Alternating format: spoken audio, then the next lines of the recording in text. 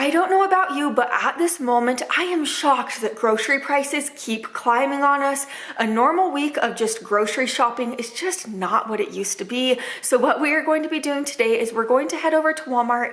It's the cheapest grocery store in my area, and I'm going to be filling up my cart, and I'm going to be making my family dinners this week that only cost about $5 each. These are super affordable meals, but they are not going to be tasting affordable. I'm going to make them super delicious. Let's go head over to the store now and fill up the cart. While I'm shopping away at Walmart, I do want to show you the items that I'm picking up today to stay in my budget. First, I'm down the seasoning aisle and I do want to pick up a packet of country gravy mix. I know most of the time we automatically think the store name brand items are way cheaper than like the regular name brand items, but in this case, this Pioneer brand of country gravy is significantly cheaper than the store name brand, so I put that in my cart. Get excited if you were a cheese fan like me. Next, I'm grabbing this 8-ounce block of cheddar cheese, and for under $2 for a pound of ground turkey, you absolutely cannot go wrong with this festive brand. It is so cheap, and meat is unbelievably expensive these days, so that festive brand is a great option for ground turkey. I have a fun idea planned with this regular box of macaroni and cheese. You just have to trust me. And then while I'm down the pasta aisle, I am picking up this box of elbow pasta. I've kind of been on like an elbow pasta kick recently, and if you are looking to save money at the grocery store, I absolutely suggest you buying these cans of pasta sauce over the jars. There's the same amount of sauce in the can and the jar. The taste is wonderful and it is way cheaper. So look for those Hunt's cans. You can't go wrong with them. Next, I'm putting one of these larger cans of chicken in my cart. If you look at the price per ounce, it is cheaper for the larger can, so I'm grabbing that and I'm still able to stay in budget with it. Next, a can of cannellini beans. I have a good recipe in mind for those.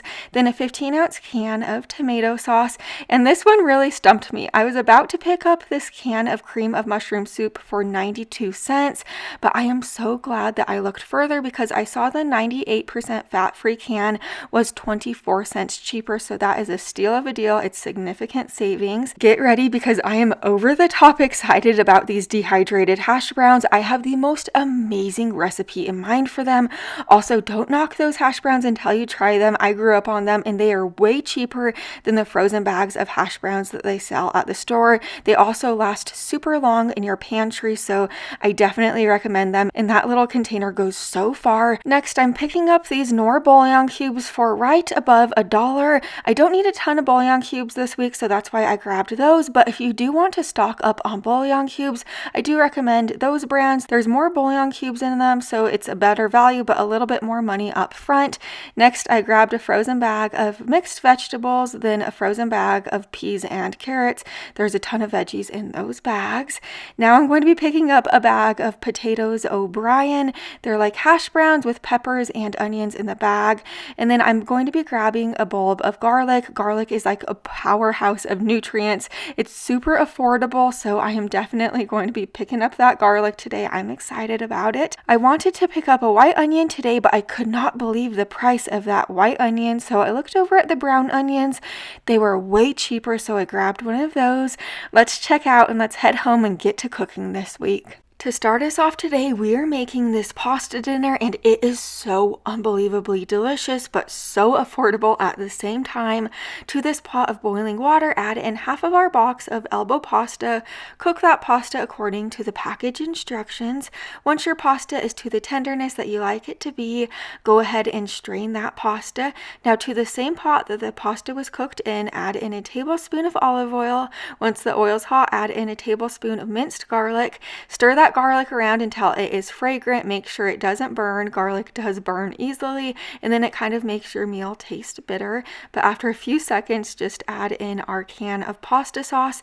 I am using some basic seasonings that I have on hand this week for our recipes. So I'm adding in a teaspoon of salt, half a teaspoon of pepper, 1 teaspoon of Italian seasoning, and a teaspoon of onion powder.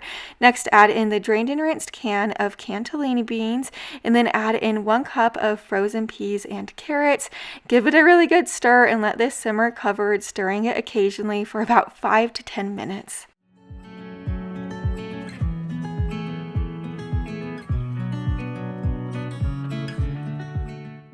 After the simmering time is up, go ahead and add in the cooked elbow pasta that we cooked up earlier. Give it a stir, and then you could serve this easy dinner up. Those beans from the cantellini beans give this meal so much added protein. Those beans are like a great meat substitute. This is ultra flavorful. We sprinkled ours with a little bit of Parmesan cheese that I had on hand. You definitely need to try this one out. My little ones absolutely devoured it. It's so, so good. Now we are getting started on this rich and creamy potato soup. So to a large Dutch oven or large pot on the stove, add in our 28-ounce bag of frozen potatoes O'Brien. Next, add in 2 bouillon cubes. Those bouillon cubes will add a lot of great flavor.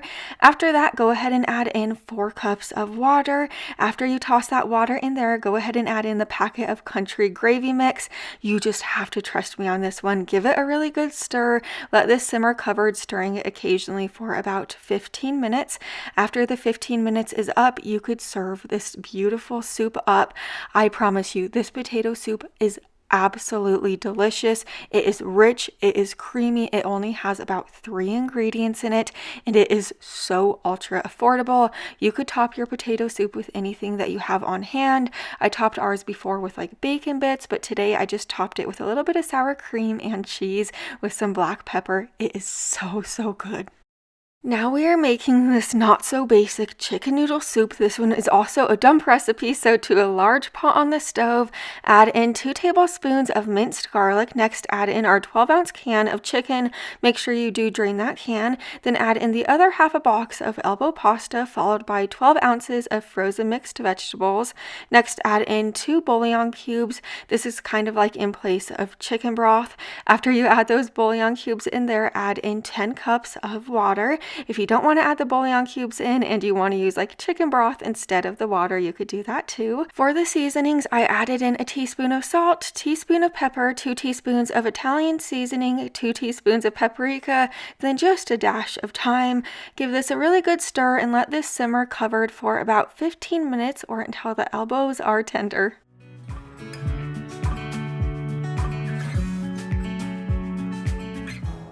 Once your elbows are tender, you could serve this beautiful soup up. Just look at how wonderful it looks.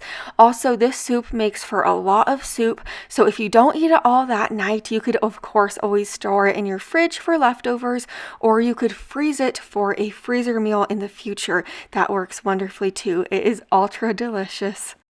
Now we are making this sloppy Joe mac and cheese. So to a pot of boiling water, add in the box of macaroni and cheese. I accidentally added in the cheese packet, but just save that to the side. We're going to be using it later.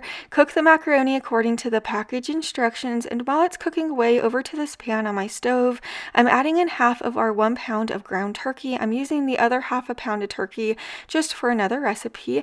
Break that ground turkey up and cook it through. Now that my macaroni is tender, I am going to strain it. After I strain it, I'm adding it back into the pot, and I'm going to add in the cheese packet that the macaroni came with. I'm not adding in any milk or butter or anything like that, just the cheese packet. Give it a good stir. Now back over to the ground turkey. Now that it's cooked through, add in a tablespoon of minced garlic, and remember, minced garlic really burns easily, so just stir it for a few seconds. Now add in the seasoning, so a teaspoon of onion powder, a teaspoon of salt, a teaspoon of garlic powder, a half a teaspoon of pepper, then add in 1 tablespoon of brown sugar. That might seem odd, but this is so flavorful and so good. After you add that brown sugar in there, add in a teaspoon of yellow mustard, followed by 1/4 cup of ketchup. Next, add in the cooked macaroni and cheese. After you toss that right in there, add in 8 ounces of tomato sauce. Give this a really good stir. You're going to let this simmer for about 5 minutes, stirring it occasionally. After that cooking time is up, you could serve this up. This is such a fun twist on a basic sloppy Joe. It is so unbelievably delicious. It really does taste similar to a sloppy Joe. My husband had 3 different bowls of this. It was that good. Now we're making this cheeseburger hash brown casserole. So to get this one started out, I have my carton of dehydrated hash browns right here. We're going to rehydrate them right now. So if you just read the instructions on the side, it says to open up the carton halfway, just like this. And here is what they look like. Pretty simple, pretty basic. Now add some hot water to the fill line. After you add that hot water in there, you are just going to seal it back up. So close it and let it sit for about 15 15 minutes. While this is sitting and rehydrating over to this pot on my stove, I'm adding in an onion and then add in a half a pound of ground turkey. Break that ground turkey up and cook it through right now. Now that my ground turkey's cooked through, add in a tablespoon of minced garlic, give it a little stir. After that garlic's fragrant, add in a teaspoon of salt, a half a teaspoon of pepper, 1 teaspoon of onion powder, 1 teaspoon of paprika, and then after you add that in there, go ahead and add in the rehydrated hash browns. Open the carton fully just like this and kind of shake them in there. As you see now, they look like regular hash browns. They are like filled in there like crazy. There are so many hash browns in that little tiny carton. You will be surprised, I promise. Next, you're going to add in the can of cream of mushroom soup. After you add that in there, go ahead and add in a half a cup of milk. Give this a really good stir, and then this is optional, but you can add in 1 cup of frozen peas and carrots. I'm just adding them in right now. Give this a stir and let this simmer for about 15 minutes, stirring it occasionally.